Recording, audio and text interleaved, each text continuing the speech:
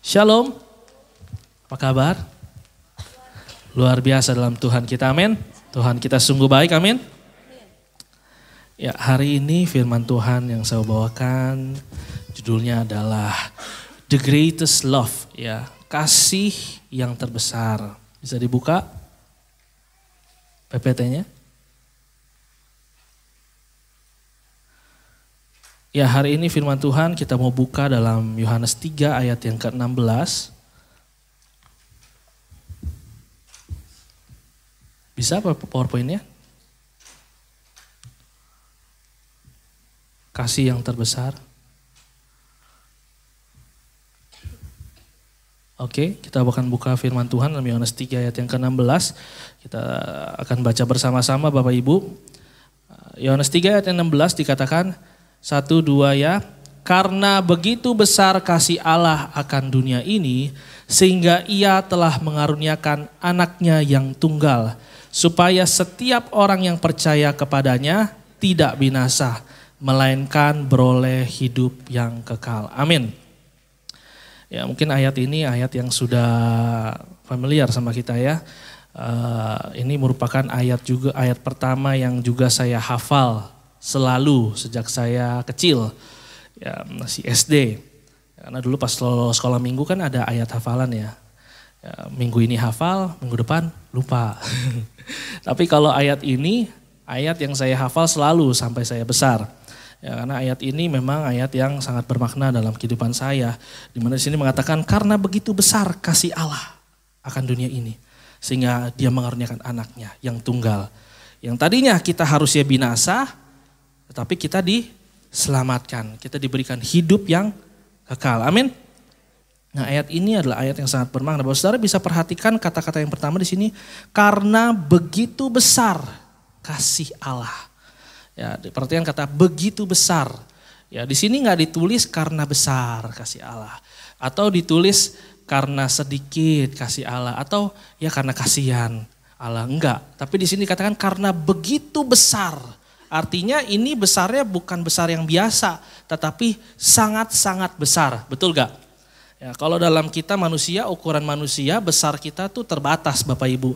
Karena kita manusia ini terbatas. Ya, kalau ada orang yang tingginya seperti saya 177 ya saya, mungkin udah dikatakan oh ini cukup tinggi besar ya.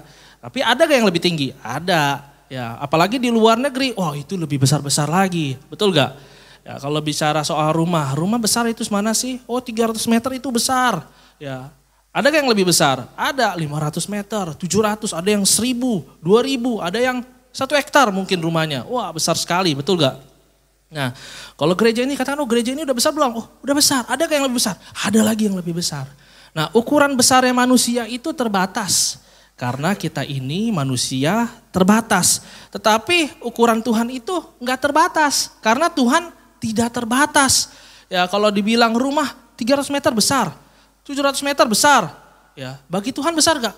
Enggak, kecil. Kenapa? Dikatakan dalam firman aja, bumi ini aja tumpuan kakinya Tuhan. Ya, kalau cuma rumah segitu doang kecil. Betul gak? Kalau dibilang, oh saya badannya besar gitu. Bagi Tuhan besar gak? Kecil, kita kayak butiran debu, Bapak Ibu Saudara kecil. Makanya kita manusia jangan sombong, jangan belagu. Ya, saya suka lihat orang yang berbadan besar ya, agak belagu ya kadang-kadang. Enggak ada di sini ya, Saudara ya. Kita ini cuma seperti butiran debu aja. Ya, tapi kalau Tuhan ukurannya enggak terbatas. Jadi kalau di dalam firman ini dikatakan karena begitu besar, artinya itu besarnya sangat besar. Ya. Sangat besar kasih Tuhan, sangat menakjubkan kasihnya, melampaui pemahaman kita. Karena apa? Kasihnya itu gak bisa dibandingkan dengan kasih yang ada di dunia ini. Beda, kalau manusia kan terbatas tadi kasihnya, betul gak? Ya, karena kita manusia terbatas, tapi kasih Allah itu tidak terbatas. Makanya kasih Allah itu sangat layak dikatakan the greatest love, kasih yang terbesar. Kalau ada yang bilang kasih yang terbesar itu ibu saya, kasih yang terbesar itu pacar saya. Enggak, kasih yang terbesar itu kasih Allah. Karena manusia pasti terbatas. Amin. Nah, makanya sayang sekali Bapak Saudara ya kalau ada orang yang meninggalkan Tuhan karena dia bilang ada yang lebih sayang daripada dia, dari Tuhan. Ya, Enggak, yang paling sayang itu Tuhan. Karena kasih yang terbesar itu adalah kasihnya Tuhan. Pertanyaannya sekarang, apa buktinya? Kasih Allah itu adalah the greatest love, kasih yang terbesar. Ya, hari ini kita mau belajar, ya kasih Allah adalah kasih yang terbesar. Kenapa? Next. Yang pertama, saudara, kenapa kasih Allah adalah kasih yang terbesar? Karena kasih Allah adalah kasih yang tak bersyarat, unconditional love. Tadi dikatakan firman-Nya, karena begitu besar kasih Allah akan dunia ini. Saya mau tanya, kenapa kok Tuhan mengasihi dunia ini sih? Emang kenapa? Dunia ini begitu indah, begitu baik, begitu menyenangkan Tuhan. Enggak, di sorga mungkin lebih indah, lebih baik, lebih menyenangkan. Bahkan Tuhan bisa menciptakan tempat yang lebih indah, 100 kali lebih indah, 100 kali lebih baik daripada di dunia ini. Tapi tentu dunia ini gak bicara soal dunia, saudara, tapi bicara soal kita manusia. Pertanyaannya, kenapa sih Tuhan kok mengasihi kita manusia? Emang manusia begitu baik? Emang manusia begitu menyenangkan hati Tuhan? Enggak, justru seringkali manusia yang menyakiti hati Tuhan. Kenapa? Karena kasih Tuhan itu tak bersyarat. Kasih Tuhan itu bukan karena. Kasih Tuhan itu bukan karena bergantung kepada objeknya. Beda sama manusia. Kalau manusia itu karena apa? Betul gak? Kalau misalnya ada seorang pasangan ya. Saya kasih contoh pakai nama saya aja ya, Kristianto ya, Kristi dan Anto, mereka pacaran ya. Nah, si Anto ini mungkin ditanya, kenapa Anto kamu mencintai si Kristi? Oh, saya mencintai Kristi karena senyumnya begitu manis, matanya indah, kemudian dia tuh orangnya lemah lembut, penyayang, wah pokoknya baik banget, saya cinta banget sama dia. Pertanyaannya, kalau senyumnya ternyata udah berubah jadi senyumnya pahit gimana? Kalau matanya tadinya indah jadi matanya menyeramkan bagaimana? Kalau misalnya tadinya dibilang lemah lembut, ternyata enggak, dia itu galak. Gimana? Udah gak cinta? Nah begitu kasih manusia saudara, bersyarat. Ada apanya ya. Tapi beda dengan kasihnya Tuhan. Kasih Tuhan itu bukan karena apa yang telah kita perbuat. Ada satu kata-kata dari hamba Tuhan yang luar biasa, Pendeta Kris Manusama, dia bilang katakan gini, jika kita menyembah Tuhan 2 jam sehari, Tuhan gak tambah sayang sama kita. Jika kita baca firman Tuhan setiap hari, Tuhan gak tambah sayang sama kita. Karena apa? Dia sudah sangat sayang sama kita. Ya, kalau kita baca firman Tuhan setiap hari, menyembah Tuhan setiap hari, itu artinya kita yang tambah sayang sama Tuhan. Tuhan gak bisa ambil kasihnya dari kita. Ya, Tuhan bukan memiliki kasih, tapi Dia adalah kasih. Ya, jadi kalau karena kita berdosa, terus Tuhan udah gak mengasihi kita lagi, artinya Dia berhenti jadi Tuhan. Ya, jadi bukan karena apa yang kita perbuat. Kalau kita yang berdosa, itu artinya kita yang berhenti mengasihi Tuhan. Ya, tapi Tuhan gak pernah berhenti mengasihi kita karena kasih Tuhan itu tidak bersyarat. Bukan karena apa yang kita perbuat, Bapak Ibu. Kasih Tuhan itu kasih yang tak bersyarat, unconditional love. Bapak Saudara tahu kisah tentang wanita yang kedapatan berzina? Ya, ketika dia kedapatan berzina, dia ingin dilempari batu oleh orang-orang, ya kan, dirajam batu. Tapi di situ ada Tuhan Yesus. Tuhan Yesus bilang, barang siapa tidak berdosa silakan lempari. Ada gak yang lempar? Enggak ada, satu persatu pergi. Kenapa? Karena semua berdosa. Lalu tinggal Tuhan Yesus di situ. Tuhan Yesus lemparin enggak? Enggak. Apa yang Tuhan Yesus katakan? Pergilah, jangan berbuat dosa lagi. Saya mau katakan kadang kala kita nih kalau kita berbuat dosa, ya banyak orang akan menghakimi kita. Tetapi Tuhan bukan menghakimi kita, tapi Tuhan mengasihi kita. Kenapa? Karena kasih Tuhan itu tidak bersyarat. Bukan karena kita berbuat dosa terus Tuhan jadi gak sayang sama kita. Tuhan tetap sayang sama kita.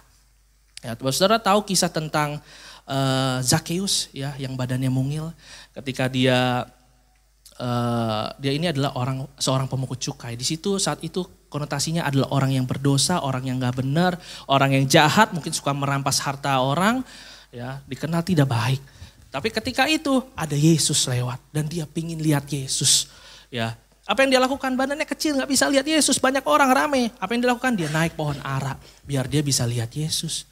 Ya, ketika dia bisa lihat Yesus, Yesus lihat dia. Apa yang Yesus katakan? Turunlah Zakeus, aku ingin bermalam di rumahmu. Saya mau tanya, ketika Yesus katakan itu, emang si Zakeus sudah bertobat? Belum. Emang si Zakeus itu udah jadi orang baik? Belum. Kadangkala ya kalau kita berdosa, status kita orang udah anggap kita itu gak baik. Ya kita anggap Tuhan juga begitu, saudara. Kadangkala gara-gara orang kita menganggap kita nggak layak di hadapan Tuhan. Tapi saya mau katakan kalau hari ini saudara kita mau tetap selalu buka hati buat Tuhan. Kita mau selalu cari Tuhan. Maka Tuhan yang penuh kasih itu akan menghampiri kita. Saudara. Kenapa? Apa kita udah baik? Apa kita benar? Enggak.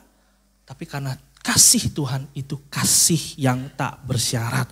Kasih yang bukan karena apa yang kita lakukan. Saudara tahu kisah tentang anak bungsu yang terhilang. Di saat itu dia minta warisan sama bapaknya. Padahal bapaknya masih hidup. Ya, bapaknya kasih warisan. Dia foya-foya pergi. Dia habiskan hartanya. Kemudian hartanya habis. Akhirnya dia kemana? Ke kandang babi, saudara. Ya, di kandang babi dia ngapain, saudara? Di situ ada babi, ada dia, ada makanan. Yang makan siapa? Babi. Artinya saat itu keadaan dia, babi lebih berharga daripada dia. Tapi apa yang dilakukan sama anak bungsu ini? Dia pulang ke rumah bapak. Ya, ketika dia pulang ke rumah bapak, bapak lihat dari jauh. Mungkin anaknya yang tadinya gemuk, yang tadinya ganteng, yang tadinya bersih. Mungkin dia lihat sekarang dia kotor, kumal, kurus. Tapi apa yang dilakukan bapaknya? Dia lari menghampiri anaknya. Dia peluk anaknya, dia cium anaknya. Dia berikan jubah, dia berikan cincin, dia buatkan pesta yang besar. Kenapa saudara? Apa karena anak itu baik? Enggak. Karena kasih Tuhan itu enggak bersyarat. Seringkali saudara kalau kita udah terlalu jatuh dalam dosa, kita merasa diri kita enggak layak. Tuhan enggak mau nerima kita lagi saudara. Tapi hari ini saya mau katakan, kasih Tuhan itu kasih yang tak bersyarat. Sejauh apapun kita melangkah Bapak Saudara, ini saya mau mungkin ingatkan kepada Bapak Ibu Saudara semua. Sejauh apapun kita melangkah daripada Tuhan, ya jangan pernah berpikir Tuhan udah gak sayang lagi sama kita. Apapun yang terjadi dalam kehidupan kita, jangan pernah berpikir Tuhan tuh udah gak sayang lagi sama kita. Ya, kenapa? Karena Tuhan itu selalu sayang sama kita. Kasih Tuhan itu kasih yang tak bersyarat. Makanya kalau kita mau kembali sama Tuhan, kita pulang ke rumah Bapa, Dia akan segera menghampiri kita, mengasihi kita. Amin saudara. Anak kasih Allah itu kasih yang tak bersyarat. Ya, Tuhan sayang sama kita semua. Saya bukan lagi ngajarin hypergrace, kalau gitu kita hidup suka-suka karena Tuhan begitu sayang sama kita. Enggak Bapak Saudara, tapi justru kita harus, kalau kita merasakan kasih Tuhan yang begitu besar, pasti hidup kita pun juga akan berubah. Dan harusnya kita bisa lebih mengasihi Tuhan Bapak Ibu Saudara. Dan apalagi Tuhan Yesus katakan, dalam firman Tuhan dikatakan, jangan kita mempermainkan Tuhan. Allah tidak membiarkan dirinya dipermainkan. Barang siapa menabur, dia akan menuai. Tapi yang perlu kita pahami, kasih Allah itu kasih yang tak bersyarat. Kalau kasih manusia kan beda ya. Kalau kita mau datang minta maaf, kita harus berbuat sesuatu dulu biar orang itu mau maafin kita. Biar orang itu mau mengasihi kita lagi, kita harus melakukan sesuatu dulu, betul gak? Tapi kalau Tuhan kasihnya gak begitu. Karena kasih Tuhan itu tidak bersyarat. Makanya kasih Tuhan itu adalah the greatest love. Kasih yang terbesar. Ini yang pertama Bapak Saudara. Yang kedua, kenapa kasih Allah itu adalah kasih yang terbesar? Next. Karena kasih Allah itu adalah sacrificial love, kasih yang berkorban. Ya, sebelum masuk ke dalam lebih lagi, saudara saya akan menjelaskan tentang konsep Tritunggal. Ya, mungkin di sini ada yang udah lama tahu tentang Tritunggal tapi masih belum mengerti betul. Mungkin ada yang pengertiannya masih agak keliru. Oh Tritunggal ini saya suami, saya juga seorang bapak, saya juga seorang anak. Nah, itu Tritunggal. Oh bukan seperti itu saudara ya. Ya mungkin saya akan menyampaikan konsep Tritunggal dengan sederhana ya sehingga kita bisa mengerti. Karena di sini dikatakan dalam firman Tuhan gini, karena begitu besar kasih Allah akan dunia ini sehingga Ia telah mengaruniakan anaknya yang anak yang tunggal. Makanya ini hari ini kita mau belajar dulu tentang konsep Tritunggal biar kita mengerti. Ya, yang pertama saudara, agama ini adalah cara manusia untuk mencari Tuhan. Tapi saya mau katakan, sepintar-pintarnya, sehebat-hebatnya manusia mencari Tuhan, itu gak akan bisa temukan Tuhan. Kenapa? Karena kita manusia terbatas. Tapi kenapa saat ini kita bisa kenal Tuhan? Karena Tuhan yang menyatakan dirinya sama kita. Bukan karena kita yang bisa cari Tuhan Bapak Saudara. Nah, salah satunya adalah Tuhan menyatakan dirinya dalam konsep Tritunggal. Allah Bapa, Allah Anak, Allah Roh Kudus. Apa sih itu? Next. Jadi kita mau mengerti dulu apa sih itu Allah Tritunggal? Ya, Allah Tritunggal ketiganya yang esa yang disebut Allah Tritunggal. Yakni Allah Bapa, Allah Putra dan Allah Roh Kudus. Ada satu Allah namun tiga pribadi. Tiga pribadi namun satu hakikat. Ya, jadi sederhananya di sini kalau ada gambar, saudara bisa perhatikan. Jadi di sini katakan Allah Tritunggal itu adalah Bapa, itu bukan anak. Anak itu bukan Roh Kudus. Roh Kudus itu bukan Bapa. Tetapi Bapa adalah Allah, anak adalah Allah, Roh Kudus adalah Allah. Ada 3 pribadi tetapi satu hakikat. Ketika saya dengar ini, saya belajar sekolah teologi, saya masih nggak ngerti. Apa sih? Bingung. Ya, saya masih pengen cedut-cedutin pala saya ke tembok. Saya nggak ngerti. Ya, tapi puji Tuhan ya, saudara, saya mengerti melalui cara yang mungkin agak lucu kalau orang bilang. Kenapa saya mengerti dari suatu film animasi, film kartun. Ya, ada yang tahu Naruto? Ada yang tahu Naruto mungkin ya. Ya, jadi Naruto ini cerita fiksi, saudara. Tapi mungkin agak lucu, tapi saya memahaminya dari hal ini dan saya mau coba jelaskan biar mungkin Bapak Saudara bisa mengerti dengan mudah. Ya, jadi next. Ini ada Naruto, ya. Ini adalah suatu film animasi Naruto, ya kan. Dia ini adalah cerita fiksi. Dia seorang ninja. Seorang ninja punya jurus, Saudara ya. Jurusnya ada jurus 1000 bayangan. Ya. Ya, Kage Bunshin no Jutsu. Wah, gitu kan. Dia berubah menjadi banyak, Saudara. Dia bisa menggandakan dirinya jadi 1000. Ya, dia juga seorang ninja punya jurus namanya jurus perubahan, bisa merubah diri dia. Henge no Jutsu. Ya. Jadi benda hidup, benda mati, ya kan ya, anak muda mungkin tahu ya. Ya. Jadi dia bisa berubah dirinya. Nah, ini saya coba next. Nah, jadi ini ada Naruto. Naruto ini berubah, ya kan. Jadi 3 tadi kan. Dan 3-tiganya berubah menjadi suatu pribadi yang berbeda. Yang satu jadi Kristen, yang satu jadi kodok, yang satu lagi berubah jadi bangku. Nah, saya mau tanya, yang Kristen di sini Naruto bukan? Naruto. Yang kodok di sini Naruto bukan? Naruto juga. Yang bangku di sini Naruto bukan? Naruto juga. Tapi Kristen di sini beda sama si kodok ini. Betul gak? Kodok ini beda sama bangku ini. Jelas karena ini 3 pribadi yang berbeda. Tetapi dia Naruto semua. Betul gak, saudara? Nah, begitu juga konsep Tritunggal. Tuhan bisa gak menggandakan dirinya jadi 1000? Bisa. 1 juta juga dia bisa. Ya. Tuhan bisa gak berubah diri menjadi semut? Bisa, saudara. Begitulah konsep Tritunggal. Jadi jangan bingung. Kalau ada Allah Bapa, Allah Anak, Allah Roh Kudus. Kok ini jadinya ada 3 nih? Bingung? Enggak, itu semua Allah. Tetapi Bapa tidak sama dengan Anak. Anak tidak sama dengan Roh Kudus. Roh Kudus tidak sama dengan Bapa. Nah, pertanyaan selanjutnya, kenapa Tuhan menyatakan dirinya dalam konsep Tritunggal? Aduh, ini bingung, kenapa? Dulu mungkin saya pernah memberikan satu ilustrasi ya tentang suatu keluarga yang bahagia. Suaminya ini tapi nggak percaya sama Tuhan. Ya. Tapi suaminya adalah suami yang baik, saudara. Ya. Jadi saat itu sudah mau Natal, sedang mau ibadah malam Natal, istrinya keluar anak-anaknya dikasih ibadah nggak apa-apa gereja. Tapi kalau suaminya dia bilang saya nggak mau ke gereja, saya nggak mau munafik lah, saya nggak percaya. Apaan itu Tuhan jadi manusia nggak masuk akal bagi saya. Akhirnya istri dan anak-anaknya pergi ke gereja dan dia tinggal sendiri di rumah saat itu. Ya, kalau di luar negeri kan ada musim salju, saudara. Saat itu sedang musim salju. Ya, suaminya ini lagi nyantai di rumah, lagi nyantai, tiba-tiba ada bunyi tuk, tuk di depan jendela rumahnya kan. Apaan tuh? Dia bingung kan. Tuk, tuk, tuk, tuk, tuk. Wah, dia bingung. Apaan tuh? Dia lihat ternyata ada burung-burung yang sedang berusaha kayak masuk ke rumahnya, tapi nabrak jendela tuh. Tuk, tuk, tuk. Kenapa? Karena ternyata di luar lagi ada badai. Jadi itu burung-burung pada kedinginan.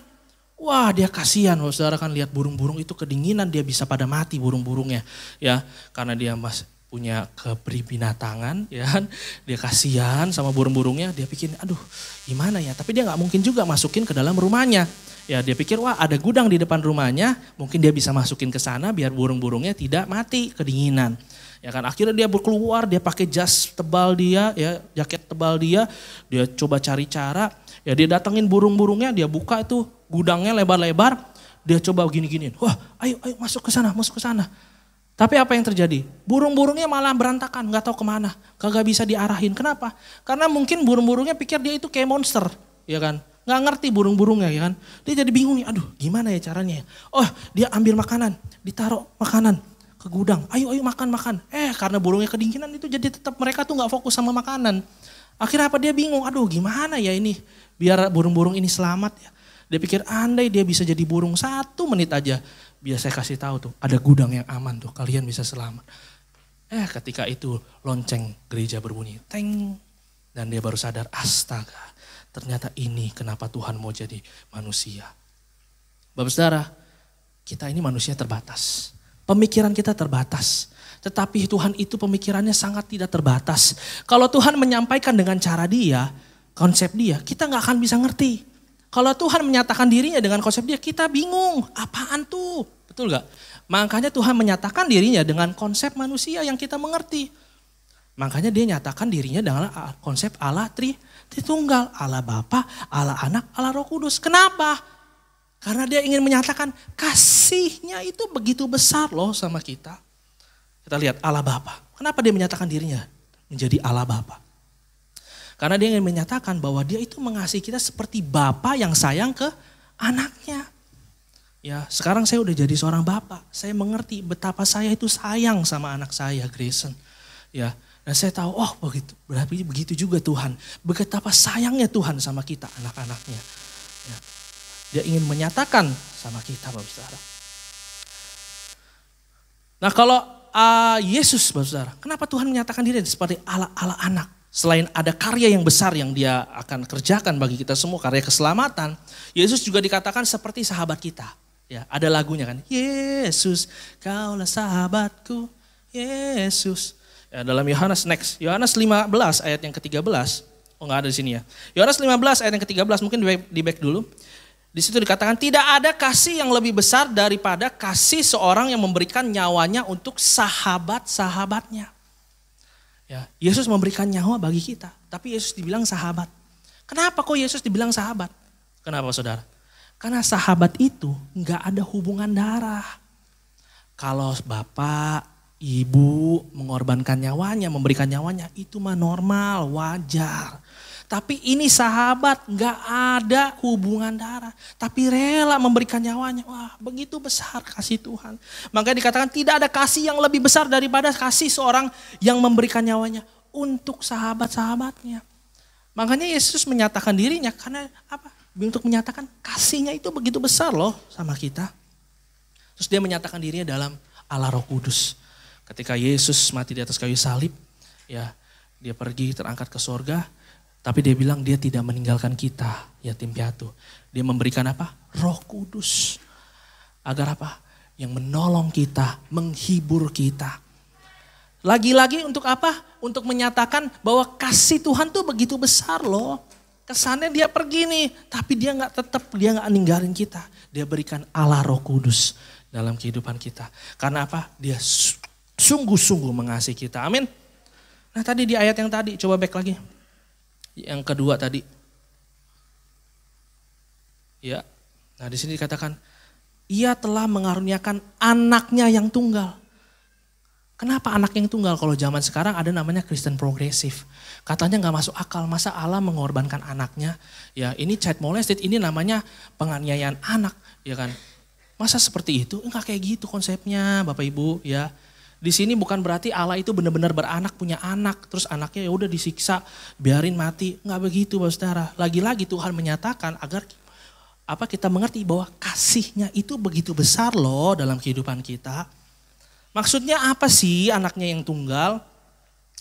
Ya lagi-lagi saya bilang, saya ini sekarang sudah jadi seorang bapak. Saya punya anak laki-laki namanya Grayson. Masih satu Bapak Saudara, untuk saat ini itu anak tunggal. Ya, tapi nanti mau nambah lagi, doain aja Bapak Saudara ya. Tapi saat ini masih satu Bapak Saudara, ya kan. Kemarin Grayson ini lagi panas tiba-tiba demam malam-malam, kebangun kita istri saya sama saya, aduh panas. Wah, bingung kita kan. Kenapa nih dia panas? Kasih susu, nggak mau minum susu. Ya kan, kasih air putih aja deh. Udah habis itu dia nangis, dia mau tidur lagi, mungkin ngantuk, dia tidur lagi. Tapi saya jadi gak tidur lagi tuh tengah malam, karena saya takut dia takut panasnya naik dan lain sebagainya. Jadi saya perhatiin dia dulu, saya gak tidur lagi. Karena apa? Karena saya sayang sama dia. Ya, bahkan saya kalau berdoa, Tuhan janganlah biarin Grayson sakit, biarin saya aja yang sakit. Betul gak? Kita seorang tua pasti begitu, rela berkorban buat anak kita. Amin. Nyawa pun kita berikan sama anak kita. Betul gak, Saudara? Ya. Tapi pertanyaannya gini, Saudara. Di sini katakan anaknya yang tunggal, bukan nyawanya. Ya, kalau dikatakan, oh Bapak akan mengorbankan nyawanya bagi kita semua, ya kan? Mungkin kita pikir ya oke besar kasih Tuhan ya. Tapi enggak begitu, enggak cukup. Tuhan bilang dia mengaruniakan anaknya yang tunggal. Kalau tadi saya rela berkorban buat anak saya, berarti nyawa anak saya itu lebih berharga daripada nyawa saya. Betul gak? Betul gak saudara? Nah yang Tuhan berikan sama kita bukan hanya nyawanya yang berharga, tetapi anaknya yang lebih berharga. Bahkan dikatakan tunggal, artinya sangat-sangat berharga yang Tuhan berikan sama kita. Artinya apa? Kasih Tuhan itu sangat-sangat besar Bapak Ibu Saudara. Itu yang ingin Tuhan nyatakan sama kita. Bukannya child molested, ya, bukannya penganiayaan terhadap, tapi dia nyatakan ini loh, bukan nyawa saja, saya saja yang saya mau berikan. Bahkan anak saya yang tunggal aja, saya rela berikan. Buat apa? Karena Tuhan apa? Sungguh mengasihi kita Bapak Ibu Saudara. Amin. Jadi ini ada tujuan Tuhan yang Tuhan berikan sama kita yang sangat berharga. Dia mengaruniakan anaknya, dia memberikan anaknya yang tunggal bagi kita. Ini dia mengorbankan sesuatu yang sangat-sangat berharga. Ya, mungkin kalau di dunia ini ada orang yang berkorban, ada. Ya karena dia mengasihi dia berkorban, ada. Tapi ada gak yang bisa mengorbankan nyawanya? Mengorbankan nyawanya sendiri aja susah. Apalagi mengorbankan nyawa anaknya yang tunggal.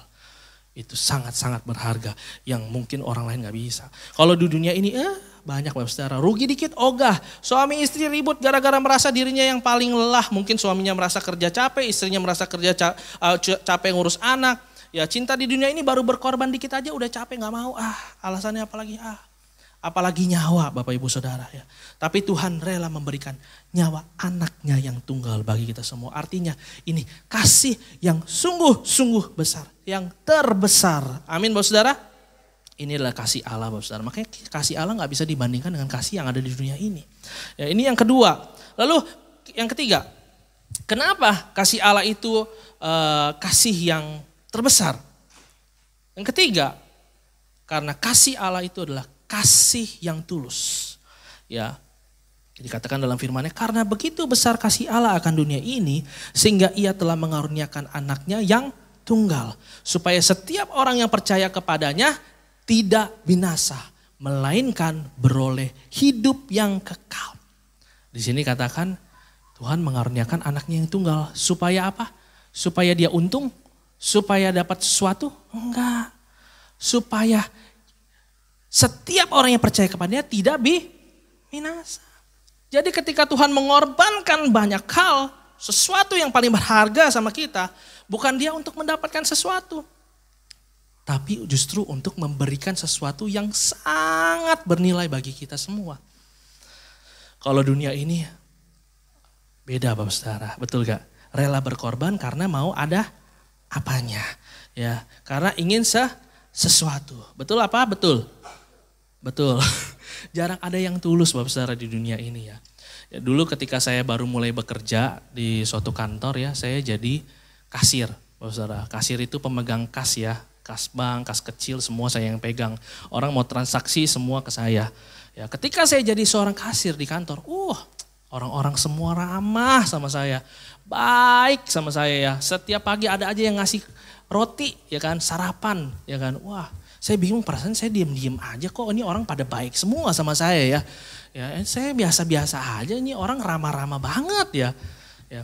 Tapi ketika 6 bulan berjalan habis itu saya dipindahin jadi accounting. Karena basic saya accounting, sayang kalau saya cuma pegang kasir.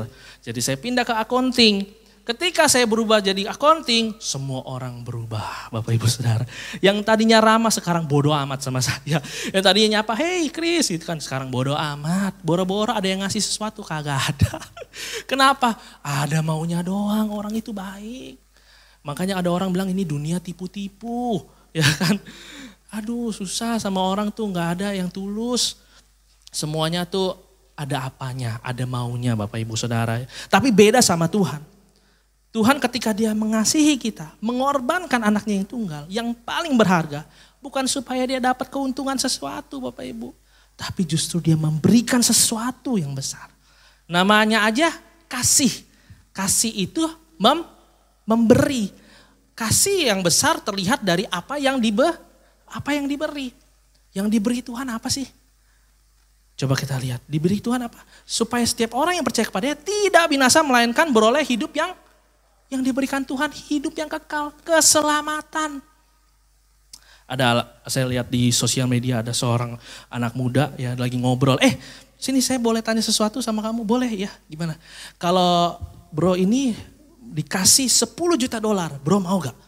Oh mau dong, tentu mau dong, $10 juta, siapa yang gak mau? Oke, mau ya, tetapi syaratnya begini.